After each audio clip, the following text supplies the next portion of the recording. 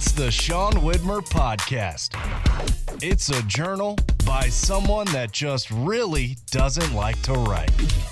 Hello and hi, and thanks for checking out the podcast, the Wednesday episode of the Sean Widmer Podcast. Today, I got to talk about friendship and just trying to stay in touch with friends and how 2026 has made that impossible, and we've gone too far in the wrong direction. So we're going to talk about that, and I've got sports thoughts on the second half of it. College basketball sports thoughts. I did want to mention, if you're listening to this on Wednesday when it's released, April 1st, April Fool's Day, Trivia 21 is going to be back. It's going to be up on Patreon later tonight. So it's going to be up on the Patreon, links down below. If you're watching on YouTube, Spotify, I think the link's there as well. If you want to play some Trivia 21, it's back for season 2. 21 trivia questions. That'll be up later on April the 1st. Is there any other housekeeping I needed to get out my system? I'm desperately looking for Mountain Dew. It's like Dirty Mountain Dew. Dirty Mountain Dew. Dirty Mountain Dew cream soda. So cream soda is one of my favorite drinks ever. A&W cream soda. It's one of my favorite beverages of all time. And I love Mountain Dew. So I'm healthy, peak health guy here. And Dirty Mountain Dew cream soda it says it's launching nationwide on April 6th, but I've seen pictures of it out in the wild. And so I need to know if it's somewhere in Lexington area, Kentucky, to find it. Let's see. What does it say? What does it say about this? Let's see here. Is there a flavor profile? That's from a site, a Instagram handle I love, Candy Hunting. New Dirty Mountain Dew, a cream soda dew, is headed to stores very soon. It's a mix of Mountain Dew and cream soda. It sounds awful, and I can't wait to try it because I love both those things. Where is just the straight up description of what this is supposed to taste like? I'm going to mountaindew.com, where I've got to assume they've got a little advertisement for the new stuff. Let's see. Mountain Dew Original, Baja Citrus, Baja Blast. Wait a second. We're even talking about, I'm on the Mountain Dew website. Mountain Dew Voltage still the best of the Mountain Dews. There is apparently, oh, no, never mind. What the heck, man? You got a Mountain Dew coming out and it's not even on their website? Not even on their website? What? Let's see what's on the news page. And now I'm just searching the internet on the podcast. Anyways, if you know where to find Mountain Dew, Dirty Mountain Dew, the cream soda, I'm very interested because I'm about health on the Sean Widmer Podcast. Look, all I want to do is stay in touch with my friends. The people I need that are near and dear to my heart that I love, right? I just like to stay in touch with people. Darnay, don't message me if you're listening to this and be like, where's my call? I've tried once. I need to call Darnay. Anyhow, I had a second today and I was like, I need to call someone, one of my very best friends, someone who I is near and dear to my heart, someone who for a very long time, I would not go more than 48 hours without talking to.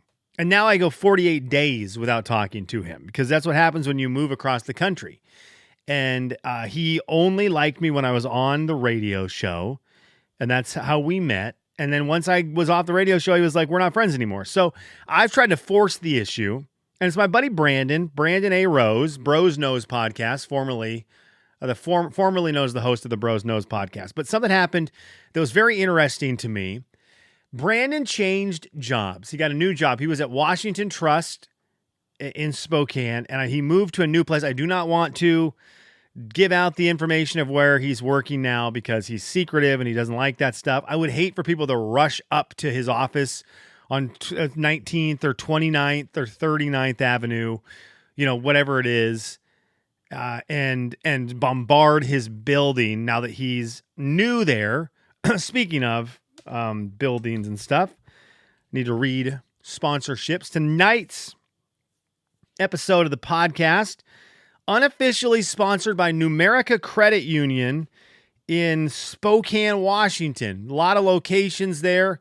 One on 29th Avenue. I think there's one way up on 57th, but there's definitely one on 29th.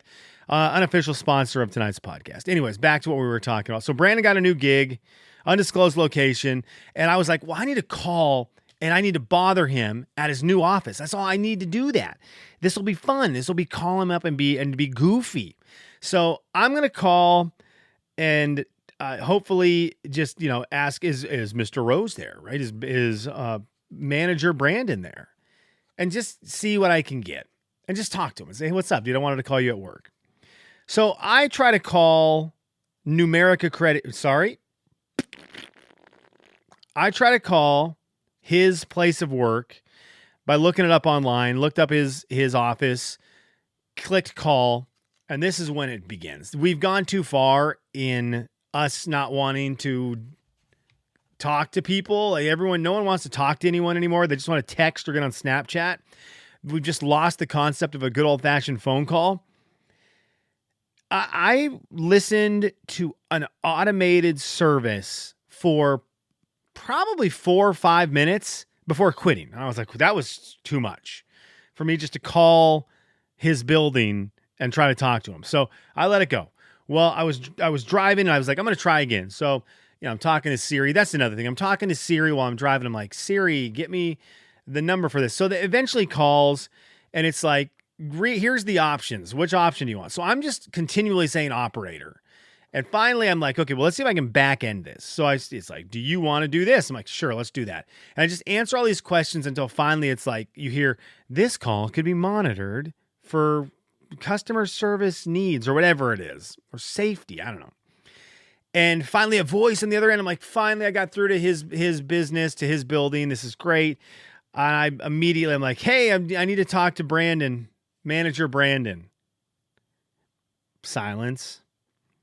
And this nice lady on the other end's like, what location are you trying to get a hold of? I'm like, I'm just trying to call the location on 29th. And she's like, oh, so what happens is when you call, everything comes into this phone bank in the Spokane Valley. I go, that's great. Shauna, could you forward me on to manager Brandon? She's like, oh, that doesn't sound familiar. Well, he just got hired, and so it's probably not in the system. And she's very sweet. This lady's very sweet. She's putting up with me. But there's a lot of back and forth. Now she's asking a lot of questions. She's like, what branch? And because he's probably not in the system yet. So finally she's, after a bunch of questions, she's like, oh, I found him. He's brand new. I'm like, yes, he is. He's Brandon new. And so, but now I'm rattled. And I had this whole thing planned and she's like, can I tell her who's calling? And she caught me off guard with that. And I wanted to call in. If I was asked who was calling, I wanted to say David Patterson, because David Patterson from long ago is somebody who is an artist who Brandon took the picture at Washington State when Washington State had college game day. And Brandon took this drone shot that's notoriously famous among college football fans, but also especially among Washington State fans. It's one of the most popular Washington State's athletic pictures in existence, period. Across the board, football, basketball, doesn't matter. It's one of the most popular pictures ever taken when it comes to Washington State sports. And when that came out, this David Patterson guy took Brandon's picture without asking and put it on like blankets and stuff and was trying to sell them. And I caught on. Well, Brandon caught on. He was like, look what's happening here. And he was much nicer about it. He reached out to the guy and was like, hey, dude, wouldn't mind if you stopped? And the guy's like, yes. But I took it personally. And I was like, well, he can't just get off the hook for making a bunch of money off your picture. I'm going to make him pay eternally. And what that means is every now and then I go on social media and I tag his social media account and just remind him that I'm still here, so that me, him, and maybe one other person realize that at one point in time he was trying to rip off my friend. So it's really worthless, and it's a grudge that I don't even know why I hold anymore. But I was super excited. I was going to call and be like, this is David Patterson.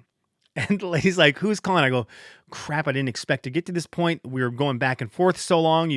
You've got me on my heels. I'm like, Sean, dang it. And then I'm in my head going, tell her to at least spell it wrong. And she's like, how do you spell it? I'm like, S-E-A-N. What's your last name? Patterson, I say. Patterson. I didn't stick the landing. The joke didn't work. Nothing worked. Caught so off guard because we can't just call people anymore and talk to people because nobody wants to talk. This service was like, we want to talk to you so little. We are giving you so many ways to let the computer take care of you.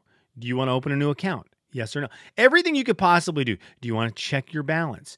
Do you want to complain about something? Do you want to talk about adjustments you think we need to make? They've got every single thing planned that you could possibly talk to a real human about. They're like, let's just take it to the robots. You don't want to talk to us. We don't want to talk to you. We're going to cut out that part of life. And they've made it impossible. And so finally, when I broke through, I failed because I was so amazed that I was talking to a human. Anyways, that's how I spent my day today, trying to call Brandon. That's how I spent my entire day, trying to call Brandon at his new job. Congratulations. And I was made to look like a fool. Let's talk sports, shall we? I love March Madness. Kelly's, what are you into? So I've thought about it a lot since Sunday, and it's probably been over-talked about on sports radio shows and sports podcasts. I have not listened to a whole lot of them. So I'm coming in with my own opinions, which is kind of nice. I'm not being swayed by a whole lot of people that I appreciate who do sports commentary on the Dan Hurley situation, because I posted it on Instagram as everyone else in America did who likes sports. The buzzer beater by UConn, was it Braylon Mullins? Is that his name? The near half court heave, UConn beats Duke at the buzzer. The video is going to be one of the most watched sports videos of the year. Fantastic game, amazing ending, will be talked about forever. It was an amazing moment, a great sports moment to live. And all the stories come out around that game, fans celebrating, fans crying. The great video of the dad holding his baby who starts crying. He's so overwhelmed by his team winning. But the video that I loved, that I was, people sharing the video of Dan Hurley's mom cursing after the shot goes in. I love the Dan Hurley video when that's happening. And I will just get out front and say, I like Dan Hurley. And I think it's a shame if you don't. Outside of my dad, I don't think my dad likes Dan Hurley. My dad's the best. I love my dad. He is one of the reasons I like sports at all. One of the big reasons I like sports at all. I loved having my dad as a coach through my life. I love my dad. He is wrong about nothing except for this. Dan Hurley's actually awesome. And I think my dad doesn't like Dan Hurley because I think my dad doesn't like the Dan Hurley yells at refs. But I love Dan Hurley. I think he's great. And I think that there was like a culmination of why Dan Hurley's great in this game and why he should go down as one of the best college basketball coaches ever. Now, my favorite college basketball coach is doing it right now, Mark Few, and my guy, Brian Michelson, B-Mike, next in line at GU, and then Tommy Lloyd. So I'm cheering for Tommy Lloyd to win. If you came through the Mark Few coaching tree, I love you. But outside of those people, I really like Dan Hurley. He's way up there on my list. And I think it was a full display on Sunday of why he's great. His team is down 19 points to the number 1 seed, a team that many people were picking to win the NCAA tournament. I mean, they were one of the favorites, right? Duke, Michigan, Arizona, kind of the 3 big favorites I think I saw going into the tournament. I forget what the numbers were. Gosh dang it. I forget what the numbers were. Anyways, there was a good stat I saw on those 3 teams getting picked betting-wise. So anyhow, you knock off one of the biggest teams. You're down by 19 in this game. You are coaching a bunch of young men between the ages of 18 and 29 now that we have NIL.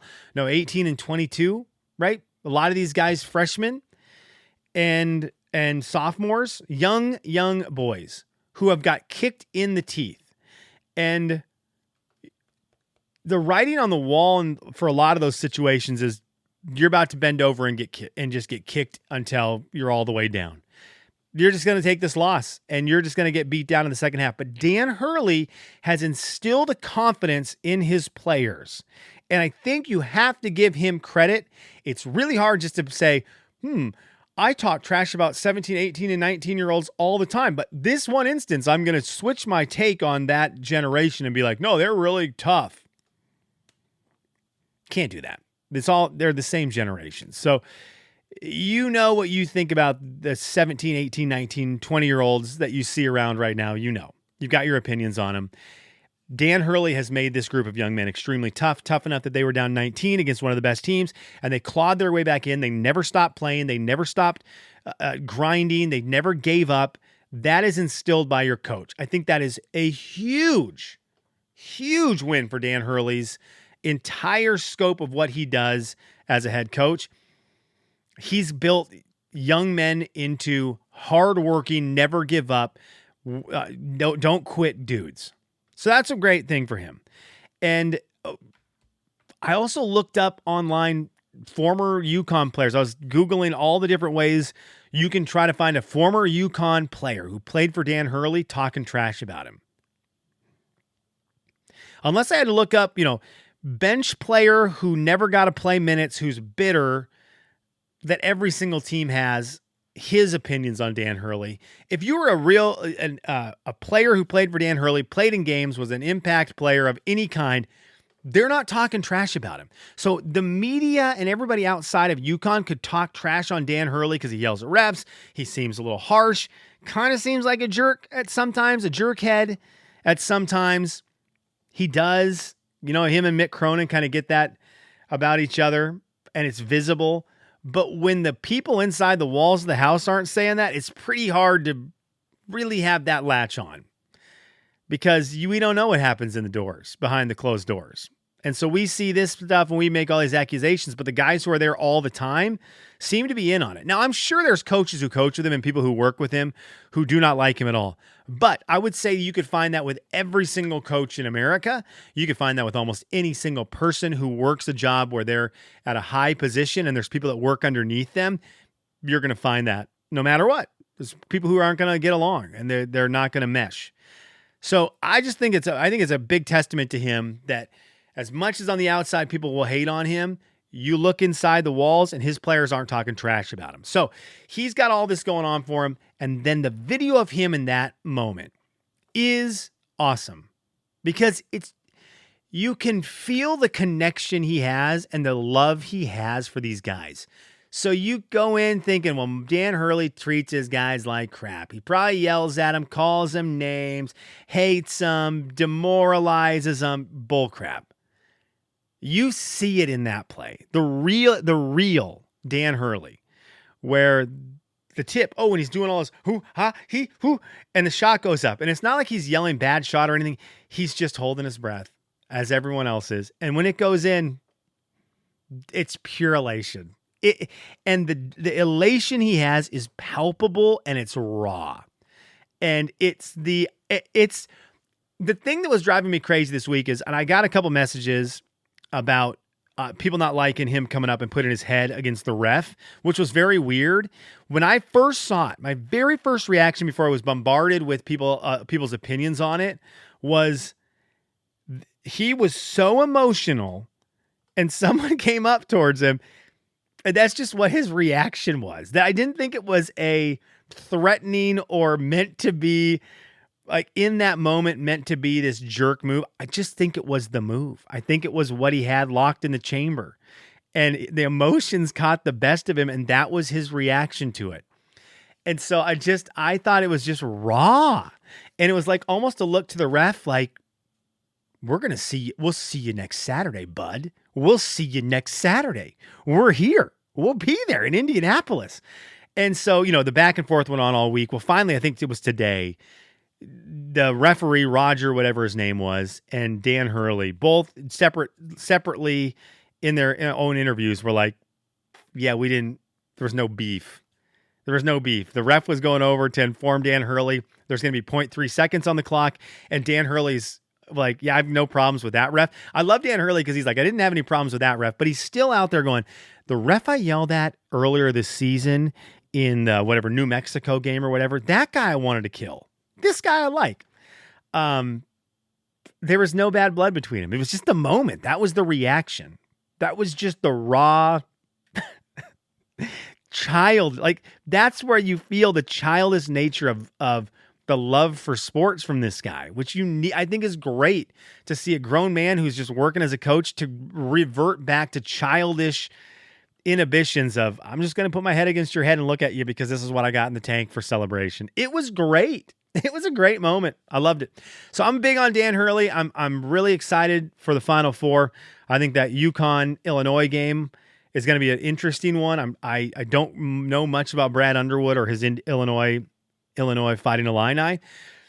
So I think I'll be cheering for UConn in that game. And then I'm heavy on Tommy Lloyd in Arizona. I want them to win the whole thing. I love T. Lloyd. He's the best. He's a great dude. Tommy Lloyd, one of my favorite moments in my broadcasting career, came in like 2008, 2007. I'm doing my sports show by myself. It's just me. I've got no producer. I've got no phone screener. I've got no one helping me come up with content. It's just me every day, 3 hours. And it's college basketball season. I was talking about Jeremy Pargo. So that can give you the year of when this was happening. And there was some amazing, like some impressive Jeremy Pargo stats that were happening. So I'm like running down Jeremy Pargo stuff, celebrating Jeremy Pargo. Maybe it was after one of those games. He also had like a crazy dunk. It might've been after a UW game. I'm trying to remember what it was. Anyways, talking about Pargo and these stats, phone line rings. I don't have a phone screener, so I'm just answering anytime a caller called, Bill Sharon, whoever it was, I just hit answer and we put them live on air. And I prayed that I didn't have to hit the delay. So I answer it. I'm like, oh, we're talking about Jeremy Pargo. Hey, what's up? Spokane Sports Show. You're right here on 1510 KGA. What's going on? Who's this? And it's like, hey, Slim, this is Coach Tommy Lloyd. And I was like, what? And he's like, hey, man. And I remember he loved giving me a hard time. Very playful that way. And he called to let me know that the Jeremy Pargo stat that I was bragging about was wrong. And it was wrong. I wasn't bragging about it enough. So I'm in the middle of trying to hype up his guy. And Coach Lloyd calls in to just the caller number to let me know that I'm wrong on my stat. Get your stats right, bud. It's actually more impressive than what you're saying. It was great. It was a great call. And it was one of those moments where you're doing this radio show. You have no idea if anyone's listening, if anyone cares. And not only do you get some affirmation, you get it from one of the coaches that you respect. So it's cool. I love T. Lloyd. I'm always going to love T. Lloyd. All right, so there you go. Dan Hurley, Tommy Lloyd. Hope they meet in the championship. And there's the podcast. Thanks for listening.